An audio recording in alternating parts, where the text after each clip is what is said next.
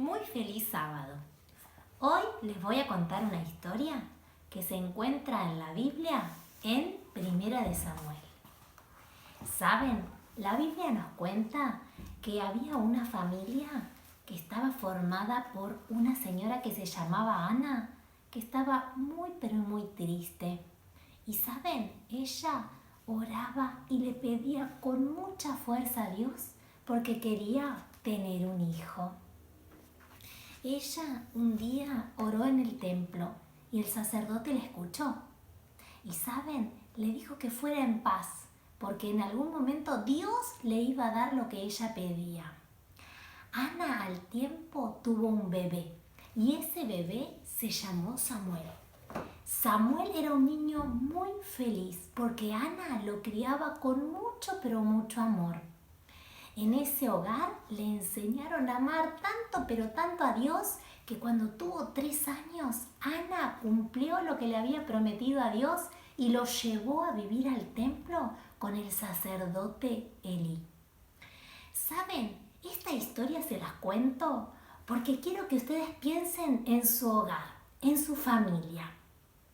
Mañana, domingo, es un día muy especial porque es el día de la familia. Y yo quería que ustedes piensen. Dios escuchó a Ana y puso en el hogar de Ana a un bebé, al bebé Samuel.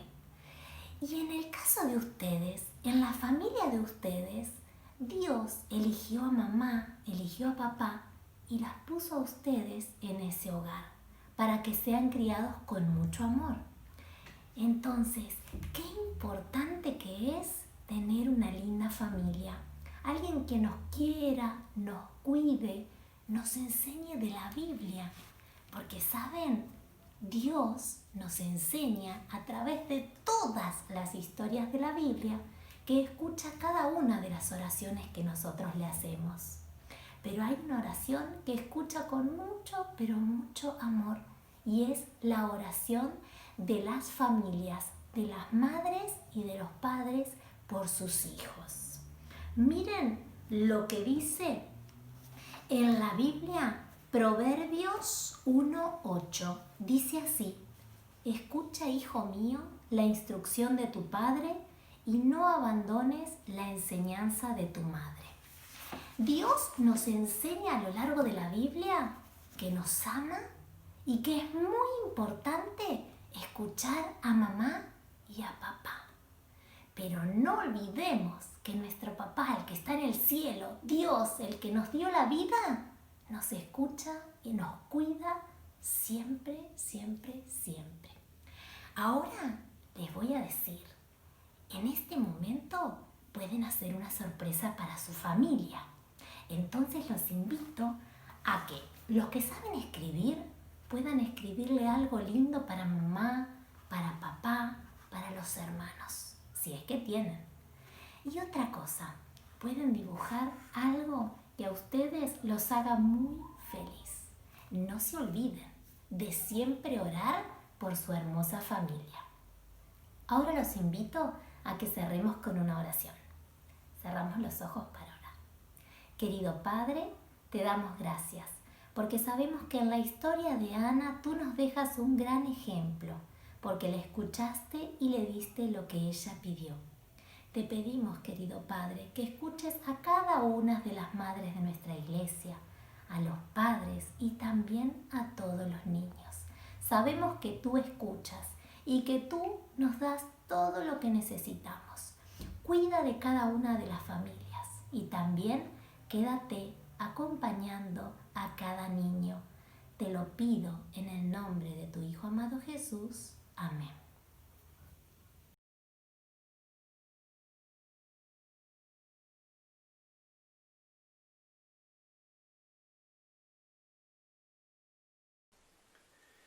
Muy pero muy feliz sábado, hermanos. Tengo el privilegio de presentar la palabra de Dios en esta mañana y sí, una vez más desde casa.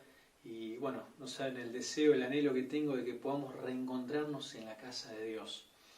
Muchas cosas ya han pasado en esta pandemia, que hemos superado los 100 días, se hace extenso, se hace largo. Y bueno, se ha hablado mucho, ¿sí? Tanto cosas positivas como negativas. negativas que ha despertado la pandemia. Ya hace un tiempo he visto una frase circulando por diversos medios de comunicación, incluso por las redes sociales, en internet, y esa frase dice lo siguiente, quiero compartirlas con ustedes. Lo peor de la peste no es que mata los cuerpos, sino que desnuda las almas, y ese espectáculo suele ser horroroso. Vuelvo a repetir, lo peor de la peste no es que mata los cuerpos, sino que desnuda las almas, y ese espectáculo suele ser horroroso. Nosotros bien entendemos el término de arma como un todo. Aquí está haciendo alusión a que las peores pandemias no son biológicas, sino morales, que en la crisis aflora lo peor del ser humano, ¿no? El egoísmo, la falta de solidaridad, el sálvese quien pueda, ¿no? A costa de lo que sea, y en esto siempre los más necesitados, los pobres, son los que llevan la de perder. Pero también no podemos negar que en medio de la crisis también podemos rescatar aspectos positivos, como por ejemplo reajustar nuestra escala de valores, de principios, de prioridades, ¿sí? Entendiendo quizás la salud como uno de los más importantes, también sabiendo de cuán frágiles somos como seres humanos. Otra de las cosas que hemos aprendido, y quizás a la fuerza, es a poder vivir con menos, ¿sí? Aprender a vivir con menos y saber que aún así podemos ser felices. Otra de las cosas que podemos rescatar es que al obligadamente pasar más tiempo en familia, empezamos a entender el valor, la importancia de pasar tiempo juntos.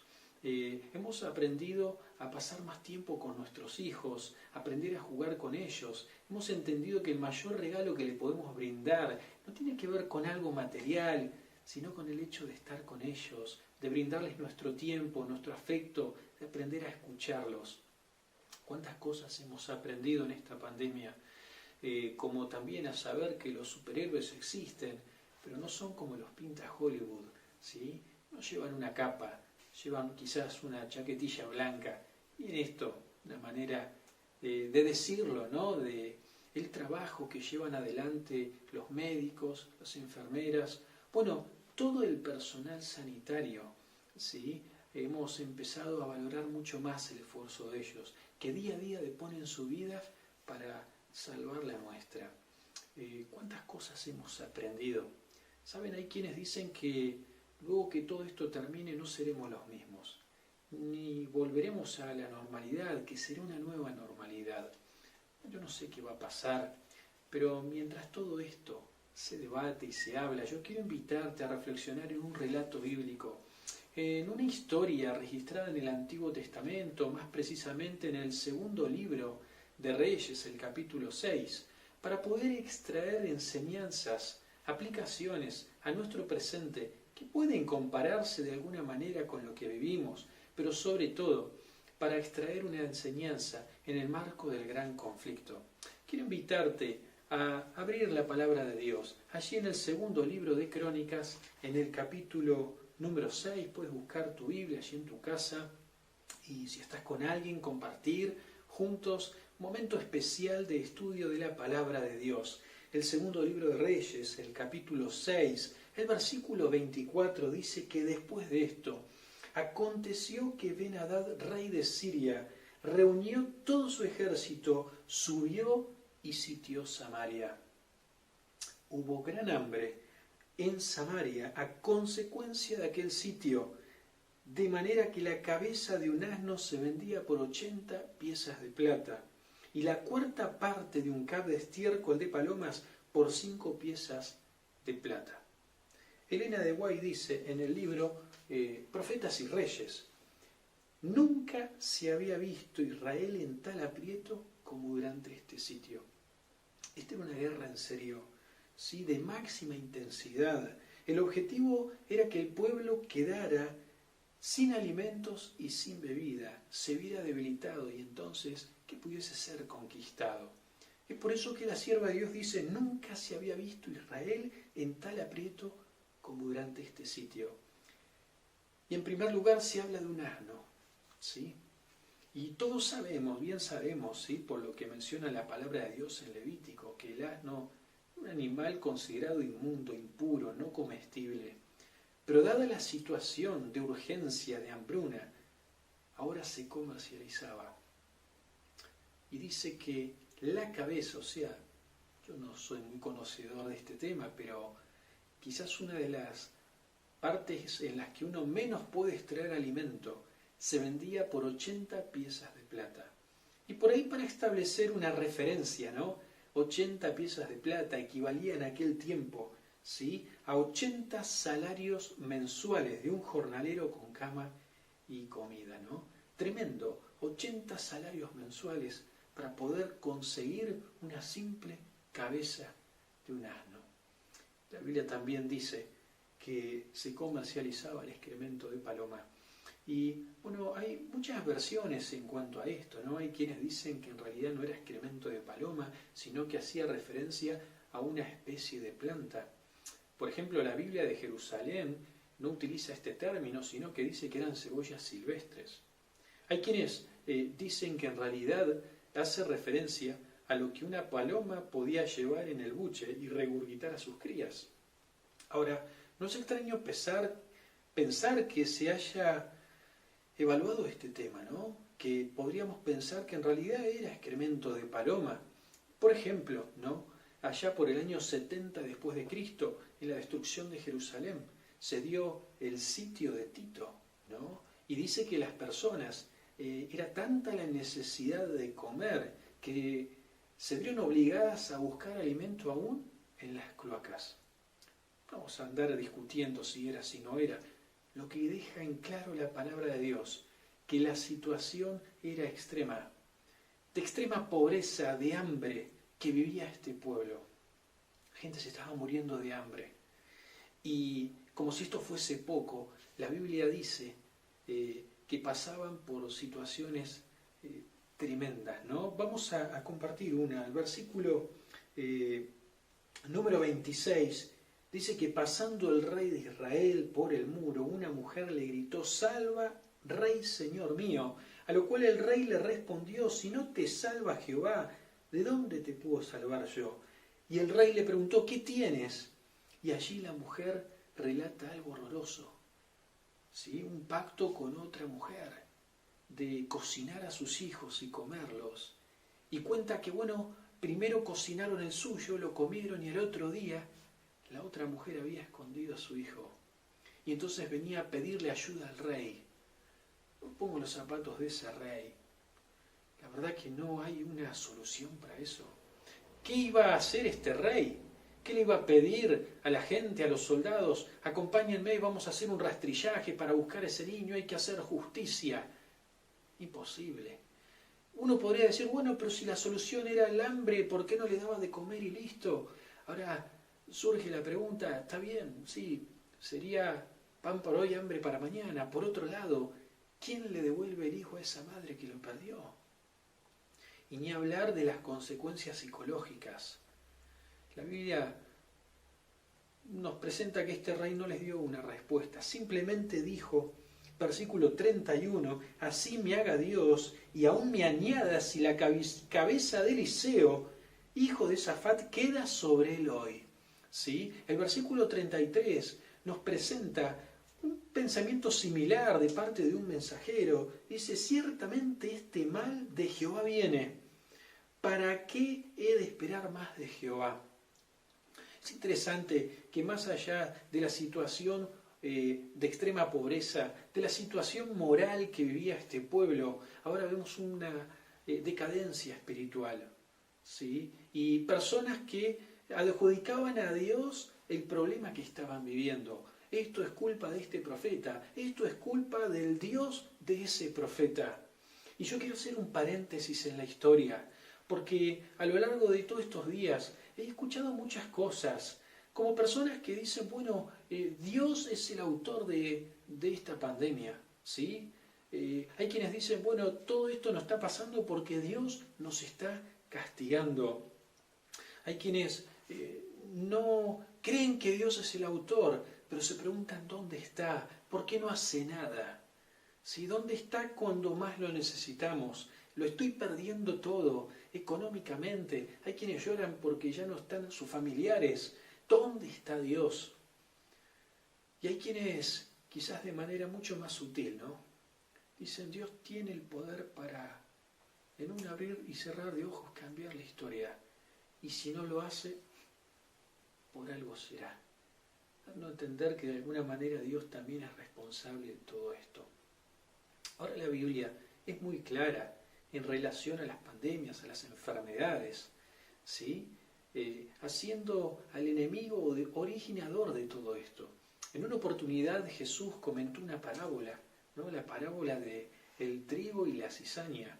Encontramos que un padre de familia siembra una buena semilla y que en el momento de la siega, cuando tienen que volver y cosechar, encuentran los siervos que no solo había lo que es trigo, sino también cizaña. Y alarmados vuelven al padre de familia y le preguntan, pero Señor, ¿no sembró buena semilla? ¿De dónde salió esto? A lo cual ese padre de familia dice, esto sin duda que es obra del enemigo. Y yo quiero llevarte allí en la Biblia a Hechos de los Apóstoles, al capítulo número 10. Podemos dejar algo en Segundo Libro de Reyes porque vamos a volver. Pero en la carta de Hechos de los Apóstoles, el capítulo 10, tenemos allí el versículo 38, algo interesante, ¿sí? Hechos capítulo 10, versículo 38 nos dice cómo Dios ungió con el Espíritu Santo y con poder a Jesús de Nazaret, y cómo éste anduvo haciendo bienes, y presten atención, sanando a todos los oprimidos por el diablo, porque Dios estaba con él. Haciendo alusión, ¿no?, al ministerio de Cristo en la tierra, enseñando, pero sanando a los oprimidos por el diablo. Acá vemos claro, ¿sí?, que el autor, ¿sí?, del mal, el originador de la enfermedad, de las pandemias, no es otra que el enemigo. Y la Biblia también deja en claro, por contraposición, cuál es la obra de Dios. En San Juan capítulo 3, versículo 17, puedes acompañarme, ¿sí? San Juan capítulo número 3, ¿sí? San Juan 3, versículo 17 dice, porque no envió Dios a su Hijo al mundo para condenar al mundo, sino para que el mundo sea salvo por él. Vamos de nuevo, ¿sí? Porque no envió, ¿cómo dice? Porque no envió Dios a su Hijo al mundo para condenarlo, sino para que el mundo fuese salvo por él. La obra de Dios es completamente diferente, ¿sí? Dios no envió a su Hijo para condenar al mundo, sino para que el mundo fuese salvo por él. Ezequiel 33:11, ¿sí? Ezequiel 33:11 nos dice lo siguiente, un texto también conocido. Diles, vivo yo, dice Jehová el Señor, que no quiero la muerte del impío, sino que se vuelva el impío de su camino y que viva. Vemos que el anhelo del corazón de Dios es que todo pecador se arrepienta.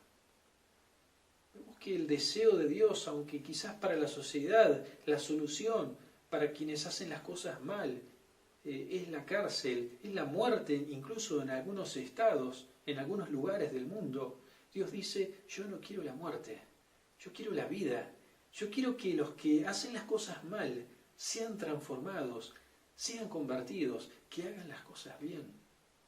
Acá vemos que la obra de Dios, que el anhelo del corazón del Señor no es la muerte, no son las enfermedades, no son las pandemias, es la vida. Hablando del ministerio de Cristo en la tierra, allí tenemos San Juan capítulo 10, versículo 10, que nos dice lo siguiente. San Juan capítulo 10, versículo 10. El ladrón no vino sino para hurtar, para matar y destruir, pero yo he venido para que tengan vida y para que la tengan en abundancia. Mi querido hermano, mi querido amigo, sea el Señor Jesús vino a esta tierra para que tengamos vida y vida en abundancia. Y aún así hay gente que como aquel rey le echa la culpa a Dios. Vamos, seamos sinceros, ¿cuántas veces enfrentamos enfermedades, problemas financieros, por las malas decisiones que hemos tomado. Elena de White dice que aquel sitio, fue el resultado de la desobediencia del pueblo y de sus padres. ¿Cuántas veces Eliseo había ido a brindar mensajes de exhortación, pero el pueblo hacía otra cosa? Y muchas veces terminamos sufriendo por las malas decisiones. También sufrimos por las malas decisiones de otros que nos afectan, de familiares, de seres queridos, de jefes en el trabajo, de políticos, de personas de influencia. El sufrimiento no es obra de Dios, sino del enemigo. Ahora, todavía hay personas que dicen, ¿dónde está Dios, no? ¿Dónde está en este momento donde lo estoy perdiendo todo? ¿Dónde está ese Dios de amor? Ese Dios de los milagros. Bueno, la historia nos va a mostrar qué es lo que estaba haciendo Dios en aquel tiempo. Y mientras ese pueblo estaba sitiado, ¿sí? Mientras el pueblo cuestionaba dónde estaba Dios o por qué Dios le había enviado todo eso, vamos a ver lo que Dios estaba haciendo.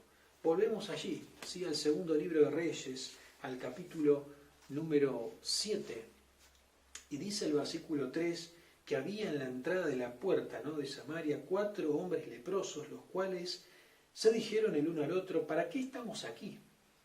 ¿Para que muramos? Claro está, ellos estaban afuera, no podían ingresar porque tenían una enfermedad altamente contagiosa. Entonces las personas que eran declaradas leprosas, ¿sí?, luego de una inspección, tenían que estar relegados de la sociedad, lejos de su familia, no podían ir al templo, así que normalmente se conglomeraban, ¿sí?, fuera de la ciudad y mendigaban, esperaban que alguien o algún familiar pudiese traer algo y dejarles a lo lejos. Pero claro, ahora dentro de la ciudad había hambre, se estaban muriendo de hambre, ¿para qué quedarse ahí? Es por eso que toman la resolución, vamos al campamento enemigo. Y si tuviesen misericordia y nos dan de comer, bienvenido sea. Y si nos matan, y bueno, esto tampoco es vida. Es así que toman la resolución de ir. El versículo número 5 dice que se levantaron al anochecer para ir al campamento de los sirios. Y llegando a la entrada del campamento de los sirios encontraron que no había nadie. Sí, cuando todos estaban durmiendo. Cuando los que estaban despiertos quizás se estaban quejando porque Dios no estaba, ¿sí?, porque Dios no hacía nada, o porque Dios era el autor de ese sitio. Dios estaba trabajando en su liberación. El versículo 6 dice que Dios había hecho que en el campamento de los sirios se oyese estruendo de carros, estrépito, dice, un gran ruido de caballos, estrépito de un gran ejército, y los asirios tuvieron miedo y huyeron dejando el campamento tal cual estaba. Por eso el versículo 8 dice que cuando los leprosos llegaron a la entrada del campamento, entraron en una tienda, comieron, bebieron, tomaron de allí plata, oro, vestidos, fueron y los escondieron, y vueltos entraron en otra tienda, y allí tomaron y fueron y los escondieron. Hicieron esto una y otra vez. ¿A quién no? ¿A quién no le gustaría, no? Entrar a un lugar y encontrar y ver que está todo a tu disposición. Era un sueño hecho realidad. Pero claro, en algún momento se dieron cuenta de que había algo que no estaban haciendo. Pero yo quiero pensar en esto, ¿no? ¿Dónde está Dios? ¿Dónde está Dios en medio de esta pandemia? ¿Dónde está Dios cuando lo estoy perdiendo todo? Déjame decirte que así como Dios estuvo en aquel tiempo, lo está hoy, acompañando a los médicos y a los enfermeros, dándoles fuerza, sabiduría, acompañando a los que están dentro del hospital, de un sanatorio, de una clínica, internados, donde se debate su vida, dándoles paz, tranquilidad, seguridad, dándoles consuelo a los que no tienen consuelo, porque han perdido seres queridos, buscando la manera de que vos cada día tengas el pan, aun cuando no te es fácil poder trabajar. Dios está presente, Dios está haciendo lo que puede, Dios está haciendo todo lo que está a su alcance para sacar a su pueblo de esta situación. Ahora yo quiero llevarte a pensar en otro virus mortífero, peor que el coronavirus, porque tiene que ver con las consecuencias eternas. Así como en aquel tiempo había gente que se alimentaba de cosas y pagaba por ellas, cosas que no eran alimento. Hoy hay muchas personas que por la sed espiritual que tienen, viven alimentándose de cualquier cosa. Incluso pagan fortuna y se están muriendo. Y si bien cada vez que leemos esta historia, hoy más que nunca podríamos sentirnos que nosotros somos los que estamos sitiados, porque cada vez hay menos comida, porque estamos viviendo una situación extrema. Déjame decirte que espiritualmente nosotros estamos fuera del sitio, ¿sí? Y no porque no enfrentemos el pecado, sino porque hemos encontrado el mayor de los tesoros, que es el Evangelio. No sé qué nos ha visto a Dios, a vos, a mí, pero nos ha dado el privilegio de conocer la verdad. Ese privilegio va de la mano con una responsabilidad. El versículo 9 del capítulo 7 dice que luego se dijeron el uno al otro: no estamos haciendo bien. Hoy es día de buena nueva y nosotros callamos. Es así que tomaron la resolución de ir y de dar esa buena noticia. Y yo quiero invitarte a que podamos seguir trabajando más allá de las dificultades. ¿Sabes? El mundo no es la primera vez que enfrenta una pandemia. El cristianismo, la iglesia adventista, ¿sí?, no es la primera vez que enfrenta una pandemia. Allá por el año 1918, la conocida pandemia de influenza, la iglesia adventista hizo un gran trabajo. Y quiero compartir con ustedes las palabras del doctor Ravel, ¿sí?, quien fue el secretario de la obra médico-misionera de la Asociación General. En cuanto a la pandemia, dijo: insto a los adventistas a ver la pandemia como una oportunidad de llevar el Evangelio al mundo. ¿Sí? Qué interesante las palabras del doctor Ravel. Insto a los adventistas a ver la pandemia como una oportunidad de llevar el Evangelio al mundo.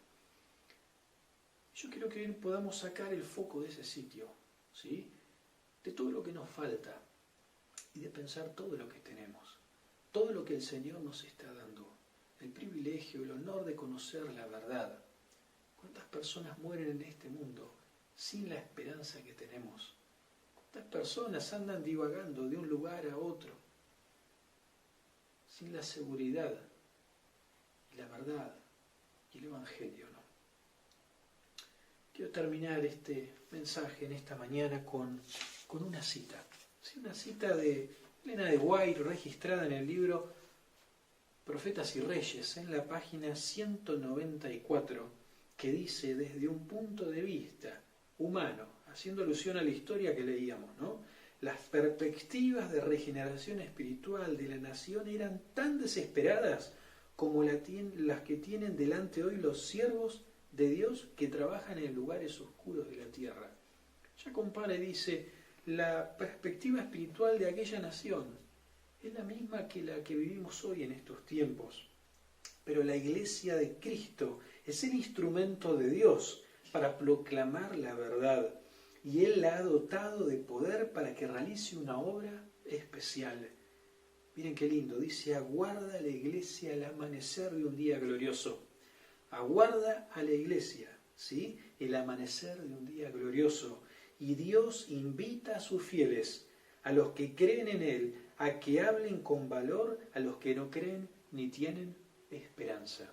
Mi querido hermano, mi querida hermana, amigo, amiga, Dios nos está invitando, nos está haciendo una invitación a poder llevar esperanza al que no tiene esperanza, a poder brindar un mensaje de amor, de consuelo, de esperanza a aquel que no conoce. ¿Sí? Aguarda a la iglesia el amanecer de un día glorioso. Que podamos estar preparados, que no perdamos el foco, que recordemos que Dios está presente, que Dios está trabajando, pero que no nos olvidemos cuál es la obra de Dios: salvar, de que tengas vida y de que tengas vida en abundancia. Quiero invitar a hacer una palabra de oración en este momento. Querido Dios, te damos gracias porque más allá de las dificultades que estamos enfrentando en estos tiempos difíciles, podemos tener la certeza, la seguridad de que no estamos solos, Queremos asumir ese compromiso. Aquella vez esos leprosos se dieron cuenta que entre sus manos tenían un gran tesoro y no lo estaban compartiendo. Que podemos entender que la iglesia tiene un gran propósito, que es llevar el Evangelio, llevar el mensaje de esperanza y de tu pronta venida. Ayúdanos, utilízanos, que seamos fieles instrumentos en tus manos. Te lo pedimos, en el nombre de Jesús. Amén. Bueno, hermano, te deseo un feliz sábado, sí, que el Señor te bendiga y